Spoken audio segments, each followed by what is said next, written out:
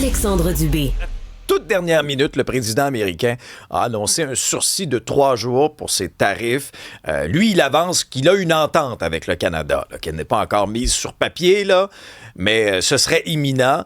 De l'autre côté, tu as Mark Carney qui, dans une déclaration, a affirmé que des progrès substantiels ont été réalisés, bien qu'il reste encore du travail important à accomplir. Donc là, on a un petit sursis jusque dans la nuit, essentiellement de vendredi à samedi. Est-ce qu'on va rejoindre dans le même psychodrame? On verra bien, mais en attendant, c'est quand même intéressant de porter l'éclairage sur certains pans de notre économie qui seraient durement touchés par ces éventuels tarifs. Et c'est le cas notamment de la mode, de la production de vêtements. Mathieu Saint-Arnaud est directeur général de mode, Grappe métropolitaine de mode. Bonjour, Monsieur Saint-Arnaud. Bonjour, M. Dubé. Poussez-vous quand même un soupir de soulagement ce matin? Très tôt ce matin, j'ai fait comme ouf, comme plusieurs auditeurs qui sont touchés par les tarifs de la section 338. Mais on travaille encore jusqu'à vendredi minuit, comme vous venez de le mentionner. Expliquez-nous dans le concret, là, pour l'industrie de la mode. D'abord, est-ce que l'industrie de la mode, notamment ici chez nous, est un si gros joueur que ça? Et à quel point là, des tarifs là, de cette ampleur-là viendraient complètement bouleverser votre industrie? Oui, bien, en fait, merci de poser la question. Donc, au Québec, la mode et l'habillement représentent environ 93 500 personnes qui travaillent dans notre secteur et un impact économique de 10,9 milliards de dollars sur le PIB québécois. Donc, on est une industrie très stratégique pour le gouvernement, pour la province du Québec et pour son gouvernement.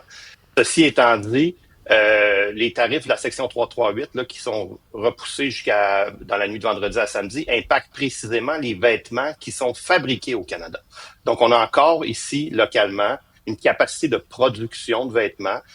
Oui, on a eu la délocalisation de la production dans les années 90, début des années 2000, puis on a vécu une délocalisation de cette production-là vers l'Asie. Mais depuis 10 ans, c'est le phénomène inverse qu'on voyait. C'est une relocalisation de la production de vêtements vers l'Amérique du Nord et principalement à Montréal. Donc, on est environ sur le 95 000 emplois que je vous parlais tantôt, 15 000 personnes aujourd'hui qui travaillent derrière une machine à coudre. Dans le contexte de la CEUM, les vêtements qui sont fabriqués ici, qui ont une étiquette faite au Canada, peuvent être envoyés aux États-Unis sans tarif douanier. Le 20 juillet dernier, le président Trump a mis une menace tarifaire, la section 338, qui allait spécifiquement impacter les vêtements fabriqués au Canada.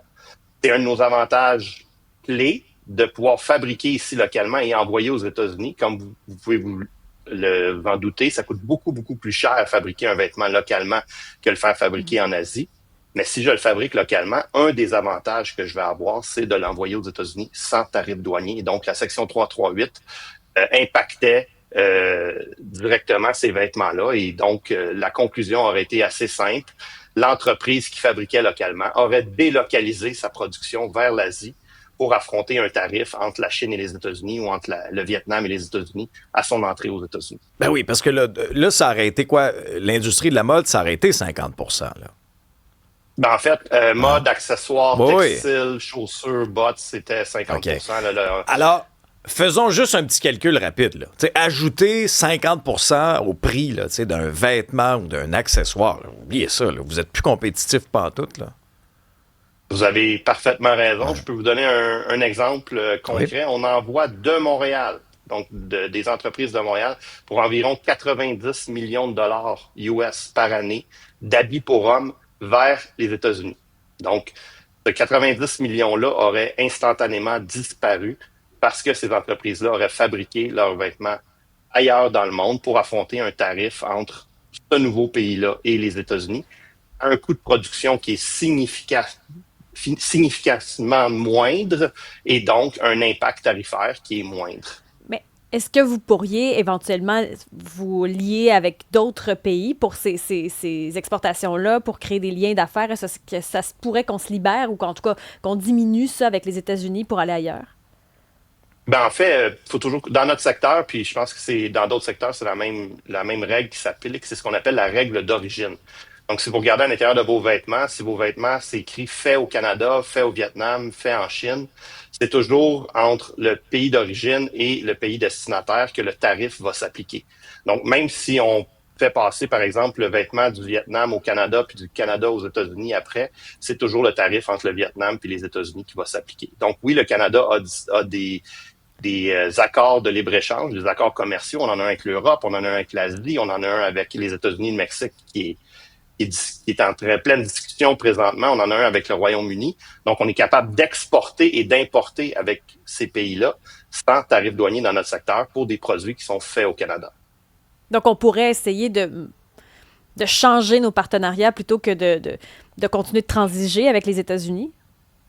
Oui, totalement. Totalement, et on le fait déjà. On était un secteur qui était très, très orienté vers le marché américain jusqu'en 2025, jusqu'à l'arrivée du président Trump. Là, j'aurais tendance à vous dire qu'environ 4 vêtements sur 5 qui quittaient la province de Québec pour une exportation s'en allaient vers les États-Unis. Donc, quand on parle d'une industrie qui est dépendante du marché américain, ben c'est nous. 80% de nos exportations étaient vers le marché américain.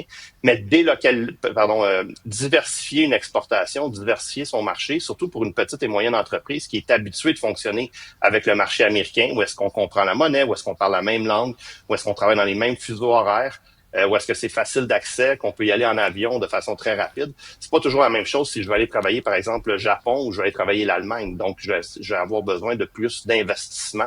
Et c'est un des éléments qu'on demande au gouvernement, de faciliter les programmes qui aident les PME à exporter pour diversifier leur marché. Ça fera partie de vos demandes, advenant le cas là, où, vendredi, le couperet tombe. Là. Est-ce que ça fera partie de vos demandes, là, disons, 2-3 mesures urgentes là, qui vont devoir être faites pour sauver votre industrie? Ce serait quoi? Au niveau de l'urgence, comme vous le mentionnez, M. Dubé, c'est évidemment notre secteur va avoir besoin d'aide financière qui était similaire à ce que certaines PME ont reçu pendant la COVID, c'est-à-dire des aides financières pour garder la main-d'œuvre. Nous, notre main-d'œuvre, c'est une main-d'œuvre qu'on souhaite garder. Les 15 000 opérateurs de machines, couturiers, couturières, tailleurs que je vous parlais tantôt, si on devait faire une mise à pied temporaire dans plusieurs de nos usines de vêtements, ben ces gens-là se relocaliseraient très facilement dans d'autres secteurs. Vous savez, c'est une pénurie de main-d'œuvre qu'on vit présentement au Québec. Donc, des aides financières, des aides aux liquidités. Mais aussi, à long terme, on souhaite aussi que le gouvernement du Québec soit un meilleur acheteur institutionnel, que, par exemple, les uniformes, les besoins textiles du gouvernement s'achètent localement, ce qui n'est pas le cas présentement. Mathieu Saint-Arnaud, directeur général donc de Mode Grappe Métropolitaine de Mode. Merci pour votre point de vue. On surveillera l'évolution de la situation avec attention.